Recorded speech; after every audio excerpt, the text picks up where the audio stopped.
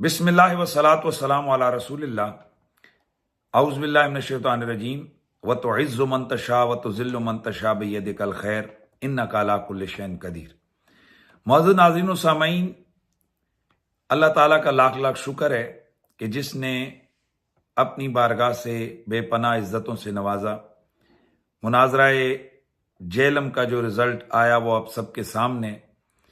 اس کے بعد عوام اہل سنت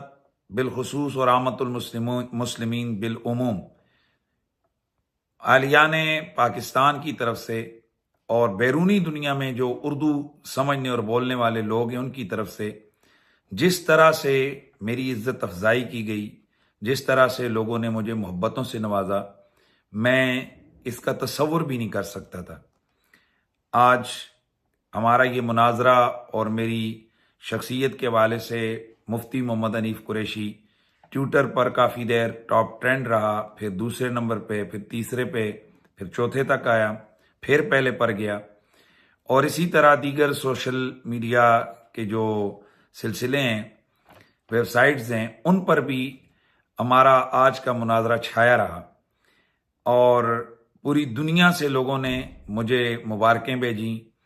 مبارکبادیں دیں اور میرے ساتھ محبتوں کا اظہار کیا۔ میں تمام لوگوں کا دل کی گہرائیوں سے شکریہ ادا کرتا ہوں، اور میں گھر سے ہم چند افراد یہاں پنڈی سے گئے تھے، اور جس طرح وہاں جیلم میں لوگ آئے، جیلم اکیڈمی کے باہر جس طرح سے انہوں نے محبتوں کا اظہار کیا، علماء جیلم تشریف لائے، وہاں کی عوام نے بعد ازاں جس طرح ریلی اور جلوس کی صورت میں گل پاشیاں کرتے ہوئے اور نعرہ بازی کرتے ہوئے مجھے وہاں سے روانہ کیا، اور پھر راستے میں واپسی پر گجر خان اور راستے میں اسلام آباد، پھر راول پنڈی کی عوام کی طرف سے جس طرح والہانہ انداز سے میرا استقبال کیا گیا اور گل پاشیاں کی گئیں اور پوری ریلیاں اور جلوس نکالے گئے، میں ان تمام اہل محبت کا دل کی گہرائیوں سے شکریہ ادا کرتا ہوں۔ یقیناً آپ نے میرے ساتھ یہ محبت کا اظہار اس لیے کیا کہ میں نے ایک ایسے شخص کو للکارا کہ جس نے ایک عرصے سے لوگوں کی دل آزاری کو اپنا محبوب مشغلہ بنا رکھا تھا، اور اس کی سرپرستی اور اس کی معاونت نہ جانے کون سی قوتیں کر رہی ہیں کہ وہ منہ میں جو آتا ہے مقدسات اسلامیہ کے خلاف کہتا جاتا ہے، اسے کوئی روکنے والا نہیں ہے۔ تاہم دنیا بھر میں سوشل میڈیا پر اور ویسے عامت الناس نے جس طرح سے ریئیکشن دیا ہے، میں مرزا محمد علی جیلمی صاحب سے گزارش کروں گا کہ میرے بھائی، میرے دوست دیکھ لیں کہ آخر کیا وجہ ہے کہ یہ لوگ اس قدر آپ سے نفرت کرتی ہے عوام، اور اس طرح سے آپ کو آج سارا دن جو ماشاءاللہ آپ کی حوصلہ افزائی ہوئی ہے، ویسے بھی آپ کا کل دنیا، کل کائنات ویوز ہی ہیں، تو ذرا دیکھ لیجئے کہ یہاں کن چیزوں پر ویوز آج شائر ہے۔ ہم آپ کو دعوت اصلاح دیتے ہیں، آئیں اپنی وہ باتیں، وہ لایانیاں کہ اور وہ بے ادبیاں کہ جو آپ نے مقدسات کے خلاف کی ہیں، آپ ان سے توبہ اور استغفار کریں، اور ہم آپ کی اصلاح کی کوشش کرتے ہیں، اور ہم اللہ سے دعا کرتے ہیں کہ اللہ تبارک و تعالی تمام بے ہدایتوں کو ہدایت نصیب فرمائے۔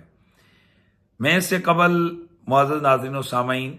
یہ سنا کرتا تھا کہ مرزا صاحب کی جو اکیڈمی کے اسٹوڈنٹس ہیں یا باقی جو دنیا میں سننے والے ہیں، وہ بات کا بتنگڑ بنانے میں اپنا ثانی نہیں رکھتے، اور کسی کے خلاف بھی وہ میمز بنائیں یا اسے ٹرول کرنا چاہیں تو ان کے لیے یہ بائیں ہاتھ کا کھیل ہے، چونکہ ان کی کل کائنات یہ سوشل میڈیا ہی ہے،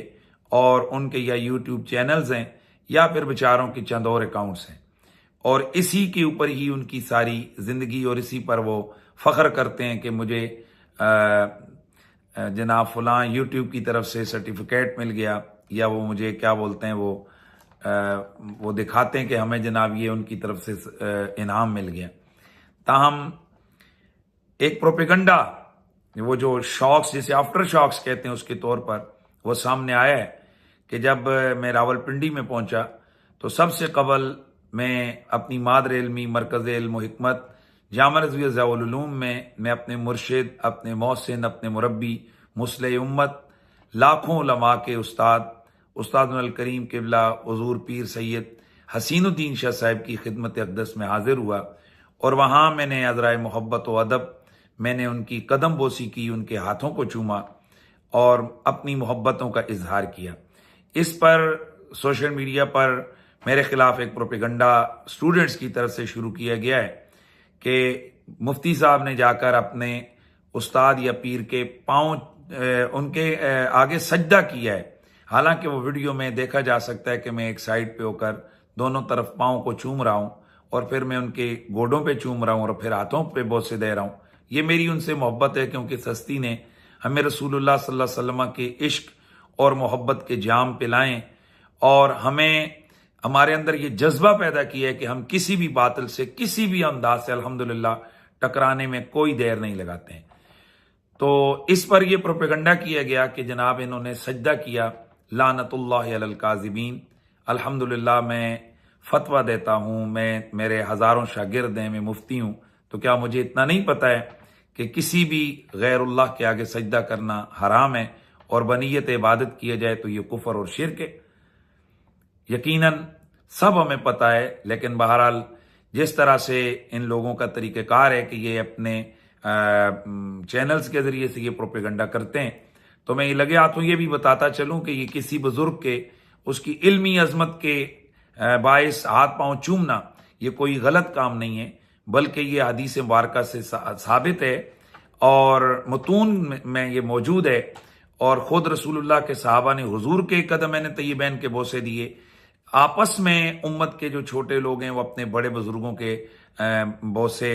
ہاتھوں کے بھی اور پاؤں کے لیتے رہے ہیں، اور یہ ثابت ہے۔ سنن ترمذی 2737 نمبر حدیث، سنن ابن ماجہ 3705، سنن نسائی کے بعد طبرانی، امام طبرانی نے المعجم الکبیر میں اور مصنف ابن ابی شیبہ میں یہ حدیث ہے۔ مشکات نے بھی اس کو روایت کی ہے، صاحب مشکات نے، حضرت صفوان بن سال رضی اللہ تعالی عنہ آپ سے مروی ہے کہ آپ فرماتے ہیں کہ میں رسول اللہ صلی اللہ علیہ وسلم کی بارگاہ میں حاضر ہوا، اور میں نے حضور کے ہاتھ بھی چومے اور میں نے حضور کے پاؤں بھی چومے۔ حضرت زرا فرماتے ہیں کہ میں وفد عبد القیس میں حضور کی خدمت میں حاضر ہوا، تو ہم نے اپنی سواریوں سے اترنے میں جلدی کی، پھر ہم نے حضور کے ہاتھ بھی چومے اور ہم نے حضور کے پاؤں مبارکہ کا بوسہ بھی لیا۔ یہ جو روایت ہے اس کو امام بخاری نے الادب المفرد میں، سنن ابو داؤد شریف حدیث نمبر 786، امام بہقی نے اس کو شعب الایمان میں، امام بہقی نے ہی اس کو دلائل النبوہ میں، اور امام طبرانی نے المعجم الاوسط میں اس کو روایت کیا ہے۔ اس کے علاوہ درجنوں احادیث اور روایات موجود ہیں کہ جن سے یہ ثابت ہے کہ نبی علیہ السلام کے صحابہ نے حضور کی قدم بوسی کی ہے، لہذا ایک تواتر سے یہ کتب بھری ہوئی ہیں، موجود ہے کہ بزرگان دین کے اگر ہاتھ چومے جائیں یا پاؤں چومے جائیں تو ان میں کوئی حرج نہیں ہے۔ میں اتنا ہی کہنا چاہوں گا ان دوستوں سے جو پروپیگنڈا کر رہے ہیں کہ یہ دنیا کا معاملہ ختم ہو جائے گا، ذرا اتنا تو سوچیں کہ آخر آپ نے قبر میں بھی جانے اور اللہ تعالیٰ کو اپنے کیے کا حساب بھی دینا ہے۔ وما علینا الا البلاغ۔